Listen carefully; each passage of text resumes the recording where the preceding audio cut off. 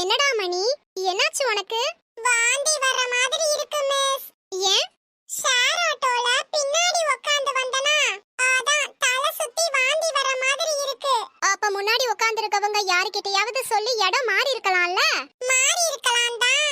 ஆனா முன்னாடி தான் யாருமே உட்காரலையே. அப்புறம் எப்படி இடம் மாறுறது? போட நன்னாரி பயலே. டேய் நமச்சி, போன வாரம் உங்க அப்பா தானே திருட்டு ரயில் ஏறி கோயம்புத்தூர் போனது? ஆமா மிஸ். எங்க அப்பா பாவம் அப்பாவி. அது திருட்டு ரயில்னு எங்க அப்பாவுக்கு தெரியாம ஏறிட்டாரு. கவர்மெண்ட் இப்படி திருட்டு ரயில விடுவாங்கன்னு நாங்க என்னத்த கண்டோம்? சஞ்சய், உங்க அப்பா பஸ்ல பழைய டிக்கெட் எடுத்துட்டு போயிருக்காரு. வெக்கமா இல்ல? எதுக்கு வெக்கப்படணும்? பஸ்ஸும் பழைய பஸ் தானே.